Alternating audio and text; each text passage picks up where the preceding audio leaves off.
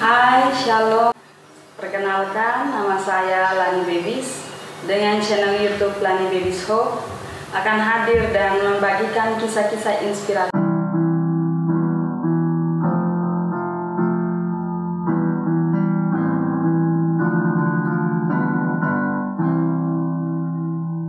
Hari ini saya ingin berbagi kisah kehidupan saya, di mana saya 11 tahun yang lalu saya merantau dari Nusa Tenggara Timur, datang ke Surabaya untuk melanjutkan studi di STI Surabaya.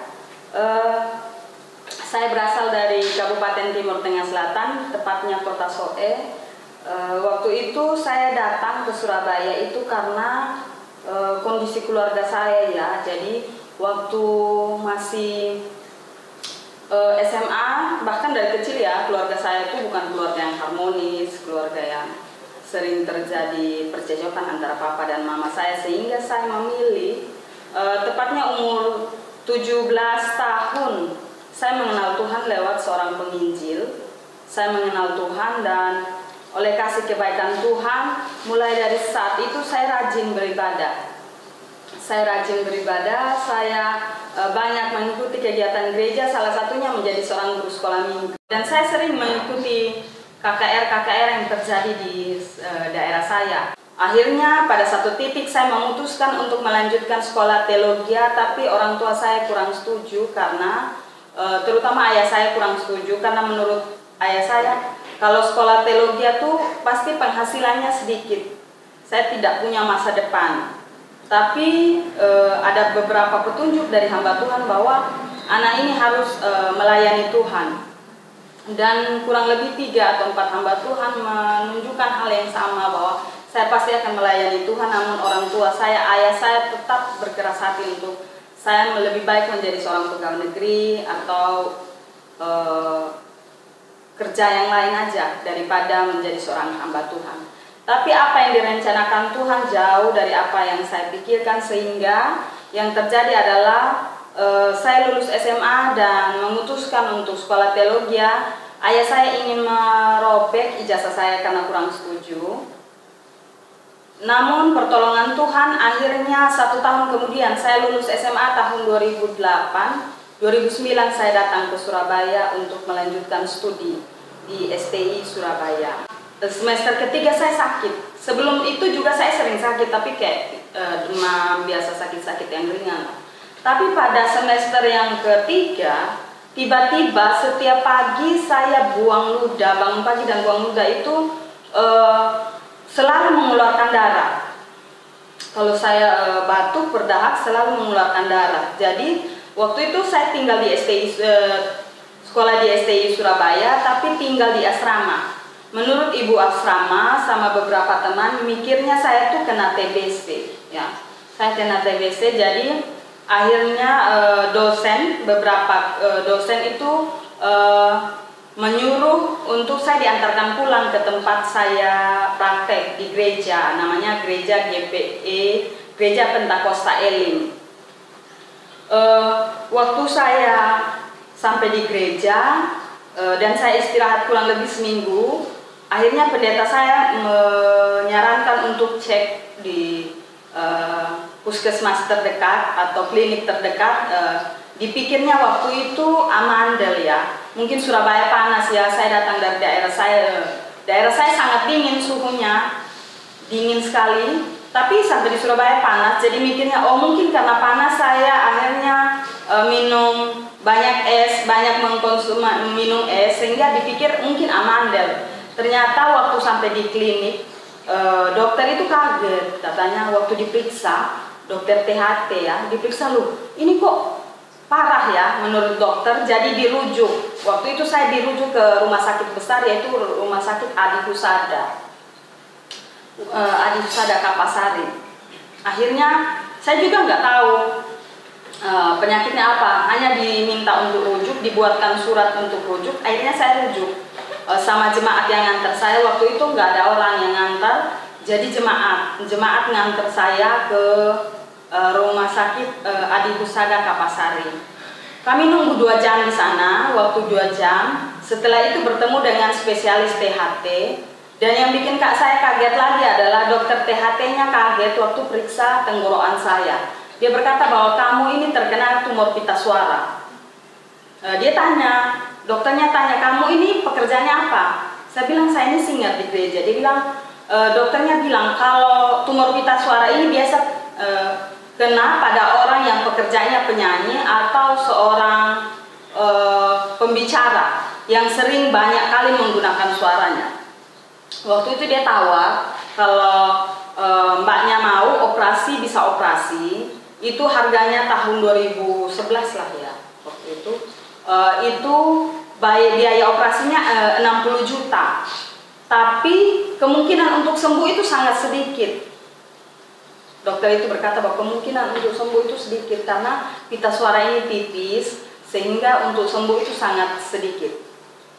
Akhirnya dia tawarkan lagi, bagaimana mbak kalau mau dioperasi ya kita akan operasi atau mau rundingan dulu dengan keluarga. Nah akhirnya saya memilih untuk rundingan dulu karena saya berpikir biaya yang dikeluarkan cukup mahal, dan yang kedua selain biaya yang saya keluarkan cukup mahal, yang kedua kemungkinan untuk sembuh sangat sedikit. Oleh sebab itu saya memilih untuk rundingan dulu sampai sama keluarganya, telepon keluarga, lalu saya sendiri putus asa. Karena berangkat dari keluarga saya bukan keluarga yang, papa saya tentunya bukan orang yang mengenal Tuhan ya. Papa saya bukan orang yang mengenal Tuhan, dan kondisi keluarga kami sangat tertekan dengan apa yang terjadi, bukan keluarga yang harmonis. Lalu saya tinggalkan semuanya. Papa saya nggak mau saya sekolah teologi, tapi saya tinggalkan semuanya hanya untuk sekolah teologi. Tapi yang saya dapat kok seperti ini, saya mengalami sakit tumor pita suara. Itu sangat membuat saya terpukul. Sehingga kakak saya seorang pendeta juga, tapi dia putus asa juga. Silani ini kok sakit terus. Akhirnya dia sarankan, sebaiknya kamu pulang aja, pengobatan tradisional. Akhirnya saya berpikir iya juga ya, mendingan pulang dan pengobatan tradisional. Besoknya saya ke asrama, ngambil semua pakaian saya di asrama dengan tujuan sudahlah saya pulang aja. Akhirnya waktu saya ambil pakaian semua di asrama, saya datang lagi ke tempat praktek saya. STI biasa kalau mahasiswa kuliah di STI ada tempat untuk weekend setiap minggu. Saya kembali ke gereja GPE ini. Saya kembali ke gereja itu, lalu saya mau pamit sama gembala, lalu gembala kaget, loh kok kamu bawa tas besar lah? Iya pak, saya rencana mau pulang, soalnya sakit terus, kata bapak itu gini lah. Akhirnya bapak itu menasihati saya, Pak Pendeta Antonius Bantartinya. Beliau menasihati saya bahwa beliau itu datang ke Surabaya udah sekian puluh tahun, dan beliau menasihati saya seperti ini, Lani, kalau memang kamu dipanggil Tuhan, kamu nggak harus operasi kok untuk penyakit tumor pita suaramu. Sebab Dia Allah yang panggil kamu dari NTT, dari Soe, dari Tanah Timur. Dia Allah yang panggil kamu dari tanah yang begitu jauh. Artinya Dia Allah yang sanggup bertanggung jawab penuh atas hidupmu, atas kesehatanmu, atas keuanganmu, bahkan masa depanmu. Kalau Dia, bahkan pendetanya ngomong gini, kalau Dia 2000 tahun yang lalu bikin mujizat, sampai hari ini Dia masih bikin mujizat untuk hidupmu. Kamu bisa sembuh asal satu, bertobat dari dosa-dosa dan hidup takut akan Tuhan. Dengan hati yang sedih, saya agak nggak percaya atau agak percaya dan nggak percaya. Saya mahasiswa teologi, tapi kok mengalami sakit seperti ini. Akhirnya saya masuk ke kamar saya berdoa, Tuhan, saya ingin mengalami kuasa Tuhan. Kalau memang Tuhan sanggup bikin mujizat, saya ingin Tuhan alami mujizat itu dalam hidup saya secara pribadi. Akhirnya oleh kasih kebaikan Tuhan, sorenya setelah Bapak Pendeta ini menasihati saya, sorenya kami diajak di ibadah ucapan syukur. Ada satu keluarga ucapan syukur. Dan waktu sampai di sana ada seorang anak kecil umur 5 tahun, dia bersaksi tentang sebuah lagu yang waktu itu lagu itu baru booming. Jadi anak itu bersaksi tentang kebaikan Tuhan. Lagu itu judulnya adalah saya lupa ya judulnya, tapi yang saya tahu refnya itu, Kau berfirman kan sembuhkanku, Kau bersabda kan selamatkanku, tiada yang mustahil bagimu. Yesus, ku percaya padamu.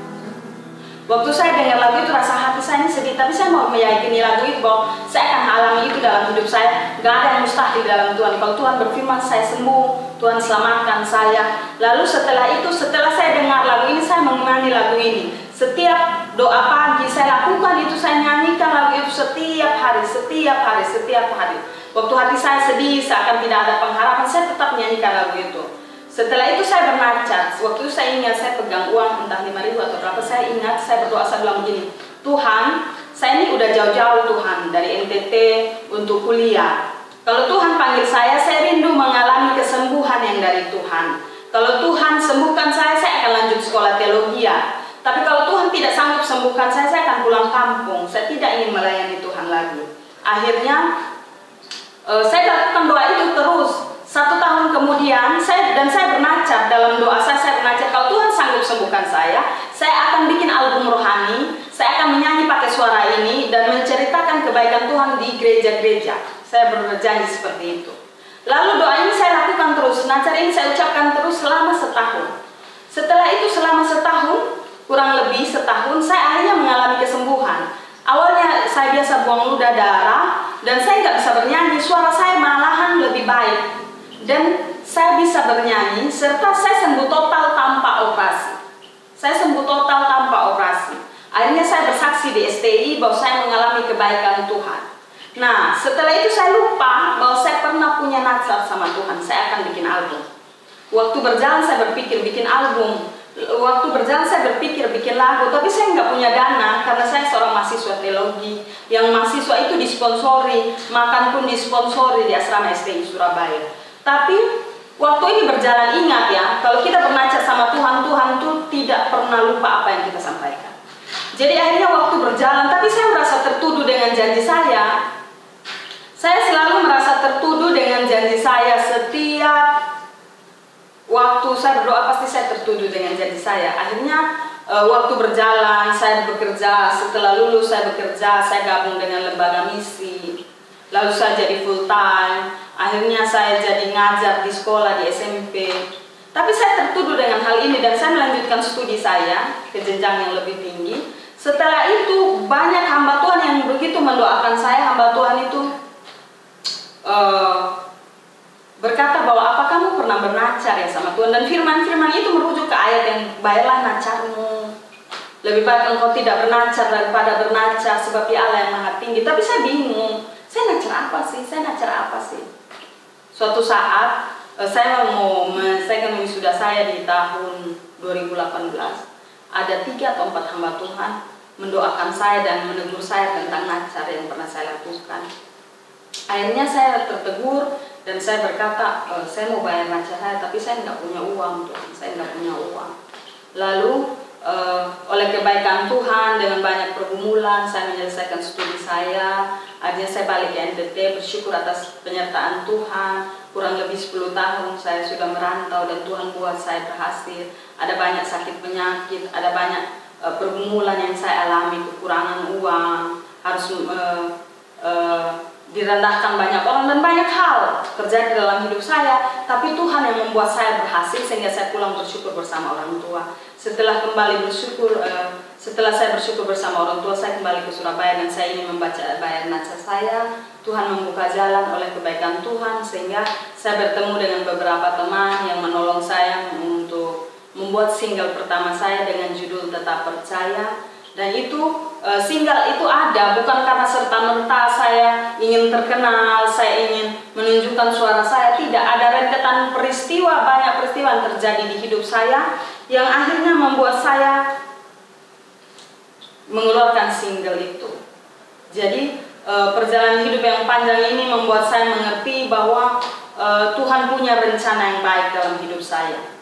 Dan biarlah konten ini menjadi berkat, menjadi kesukaan, bahkan menjadi berkat bagi kita sekalian di saat pandemi seperti ini. Tentunya kita akan hilang pengharapan, kita merasa sudah nggak ada banyak usaha yang tutup, kita dikeluarkan, ada banyak orang yang dikeluarkan dari pekerjaannya. Tapi satu hal, masih ada Tuhan pemberi jalan keluar itu. Di saat kita tidak punya pengharapan, Dia Allah yang memberi pengharapan yang pasti, Dia Allah yang memberi jalan keluar, yang sakit disembuhkan. Kadang-kadang kalaupun kita berdoa dan kita belum sembuh, ada cara Tuhan yang lain. Saya bertanya-tanya di keluarga saya, karena papa saya pemabuk.